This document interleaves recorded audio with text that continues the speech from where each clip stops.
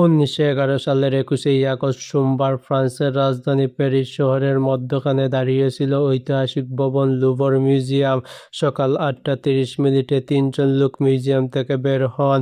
তাদের হাতে ছিল একটি পুরনো কম্বল, যার ভিতরে লুকোনো ছিল বিখ্যাত পেইন্টিং মোনালিসা। লুভর মিউজিয়াম থেকে পেইন্টিং চুরি করে রাতারাতি এই ৩জন লোক প্যারিস শহর থেকে উধাও হয়ে গেলেন। কয়েক ঘন্টা পর মিউজিয়াম এর কর্মীরা যখন ডিউটিতে পৌঁছালেন, তখন তারা দেখলেন মোনালিসা পেইন্টিং এর জায়গাটা খালি পড়ে আছে। কর্মীরা ভাবলেন হয়তো পেইন্টিংটা পরিষ্কার করার জন্য নামানো হয়েছে। এর কয়েক ঘন্টা পর জানা গেল মোনালিসা পেইন্টিং চুরি হয়ে গেছে। পুরো ফ্রান্সে হইচই শুরু হয়ে গেল। খবরের কাগজে হেডলাইন ছাপা হতে লাগলো।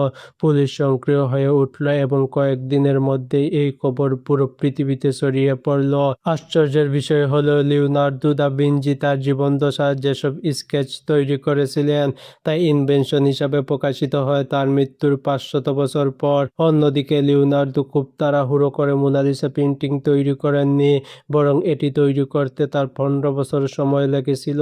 কিন্তু চিন্তা করার বিষয় হলো, যে মানুষটির আইকিউ পৃথিবীর তাবড় তাবড় বিজ্ঞানীদের আইকিউ এর সমান ছিল, তিনি কেন একটি পেইন্টিং এর পিছনে এত সময় দিয়েছিলেন? কিন্তু একটা প্রশ্ন বারবার সামনে চলে আসে, যে পেইন্টিং লিওনার্দো দা ভিঞ্চি ১৫ বছর ধরে বানিয়েছিলেন, সেই পেইন্টিং এ যে নারী দেখা যায়, তিনি আসলে কে?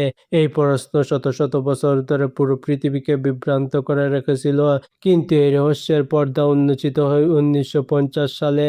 একজন ইতালীয় ইতিহাসবিদ জর্জিও বাসারি লিওনার্দো দা ভিঞ্চির জীবনী লিখছিলেন।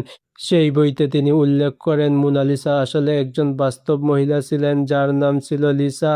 ইতিহাসবিদ জর্জিও বাসারির থিওরি সামনে আসার সাথে সাথেই পৃথিবীবাসী মনে করল যে মোনালিসার রহস্য এখন সমাধান হয়ে গেছে।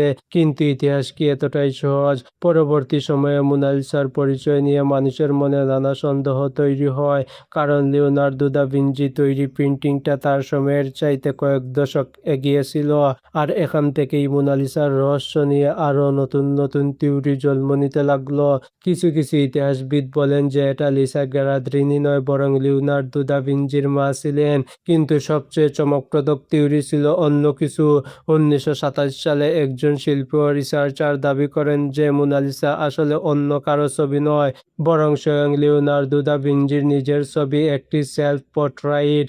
এই থিওরি অনুযায়ী লিওনার্দো নিজেকে একজন মহিলা রূপে কল্পনা করে পেইন্টিংটা তৈরি করেছিলেন। যখন ডিজিটাল টুলস এর সাহায্যে মোনালিসার মুখ ও লিওনার্দোর মুখের ওভারল্যাপ করা হলো, তখন দেখা গেল লিওনার্দোর মুখ ও মোনালিসার মুখের মধ্যে চোখের দূরত্ব, নাকের আকার এবং মুখের গঠন অনেকটা মিল পাওয়া গেছে। কিন্তু ইতিহাসের অনেক রহস্যের উত্তর একদিন না একদিন বাহির হয়ে আসে। ফ্লোরেন্স শহরের একজন অধ্যাপক এই প্রশ্নের উত্তর খুঁজতে টানা ২৫ বছর গবেষণা করেন। আসলে মোনালিসা কে ছিলেন? তিনি পুরনো নথি, ধুলায় জমা কাগজপত্র, বিয়ের রেকর্ড, করের হিসাব এবং বিভিন্ন পরিবারের ব্যক্তিগত দলিল একে একে খুঁটিয়ে দেখলেন। অবশেষে ২০০৪ সালে তিনি এমন একটি গুরুত্বপূর্ণ নথি খুঁজে পান যা মোনালিসার পরিচয় জানতে সাহায্য করে। রেকর্ড অনুযায়ী লিসা বিয়ে করেছিলেন ১৯৯৫ সালে। সেই সময় লিসার বয়স ছিল মাত্র ১৬ বছর, আর তার স্বামী ফ্রান্সেসকো দেল জিউকান্দোর বয়স ছিল প্রায় ৩০ বছর। গবেষণায় এটাও সামনে এসেছে যে লিওনার্দো দা ভিঞ্চির পিতা এবং ফ্রান্সেসকো দেল জিউকান্দো একে অপরকে ভালোভাবে চিনতেন। তাদের মধ্যে সামাজিক ও ব্যবসায়িক সম্পর্ক ছিল। এর অর্থ স্পষ্ট ছিল যে লিওনার্দো ও লিসার পরিবারের মধ্যে আত্মীয়তার যোগাযোগ ছিল। ১৫৫৬ সালে ফ্রান্সের রাজা ফ্রান্সিস শিল্প ও সংস্কৃতির বড় অনুরাগী ছিলেন। তিনি ইতালির বিখ্যাত শিল্পীদের খুব সম্মান করতেন। তাই তিনি লিওনার্দো দা ভিঞ্চিকে ফ্রান্সে এসে থাকার আমন্ত্রণ জানান। তখন লিওনার্দো তার জীবনের শেষ সময় পার করতেছিলেন। শরীর দুর্বল হয়ে গেলেও তার অসাধারণ মেধা এবং সৃজনশীলতা আগের মতোই ছিল। তিনি রাজা ফ্রান্সিসের আমন্ত্রণ গ্রহণ করেন এবং ইতালি থেকে ফ্রান্সে চলে আসেন। সঙ্গে নিয়ে আসেন তার আঁকা কয়েকটি বিখ্যাত চিত্রকর্ম, যার মধ্যে ছিল তার বিখ্যাত চিত্র মোনালিসা। ১৯১৯ সালে ফ্রান্সে লিওনার্দো দা ভিঞ্চির মৃত্যু হয়। এরপর রাজা ফ্রান্সিস প্রথম মোনালিসাকে নিজের রাজকীয় সংগ্রহে রেখে দেন। প্রায় ১৫০ বছর পর ফ্রান্সে যখন ফরাসি বিপ্লব ঘটে তখন রাজাদের অনেক সম্পদ জনগণের সম্পত্তি হিসাবে ঘোষণা করা হয়। সেই সিদ্ধান্তের অংশ হিসাবে মোনালিসাকে রাজপ্রাসাদ থেকে সরিয়ে রাখা হলো লুভর মিউজিয়ামে। সেখান থেকেই মোনালিসাকে প্রথমবারের মতো সাধারণ মানুষের জন্য উন্মুক্ত করে দেওয়া হলো। কিন্তু মোনালিসার গল্প এখানেই শেষ নয়, বরং এখান থেকে শুরু হয় তার জীবনের সবচেয়ে নাটকীয় অধ্যায়। কারণ লুভর মিউজিয়ামের দেওয়ালে ঝুলানোর কয়েক বছরের মধ্যেই এমন একটি ঘটনা ঘটেছিল যা মোনালিসাকে পৃথিবীর সবচেয়ে আলোচিত বিখ্যাত চিত্রকর্মে পরিণত করে তোলে। চলুন আরেকবার ফিরে যাই ২১শে আগস্ট ১৯১১ সালের এক সকালে, যখন লুভর মিউজিয়াম এর দেওয়ালে মোনালিসার ছবি ছিল না। তখন শুরুতে কেউ এটাকে গুরুত্ব দেয়নি, কারণ সেই সময় প্রিন্টিং প্রায় পরিষ্কার করা বা ফটো তোলার জন্য সরানো হতো। কিন্তু যত ঘন্টা পার হতে লাগলো আর মোনালিসা ফিরে এলো না, পুরো মিউজিয়াম হতবাক হয়ে গেল। খুব দ্রুতই পুলিশকে ডাকা হলো, পুরো লুভর মিউজিয়াম বন্ধ করে দেওয়া হলো, সীমানা সিল করে দেওয়া হলো এবং ফ্রান্স সরকার বুঝলে এটা কোনো সাধারণ চুরি নয়, কারণ পুরো পৃথিবীর সবচেয়ে বিখ্যাত প্রিন্টিং উধাও হয়ে গিয়েছিল। সন্দেহের তীর সবার দিকেই ঘুরল, এমনকি সেই সময়ের বিখ্যাত শিল্পী পাবলো পিকাসোকেও জিজ্ঞাসাবাদ করা হয়েছিল। কিছু সময়ের জন্য তাকেও সন্দেহের আওতায় রাখা হয়েছিল, কিন্তু আসল চোর কোনো শিল্পী ছিলেন না, বরং ছিলেন একজন সাধারণ মানুষ, ভিনচেনজো পিরুজিয়া।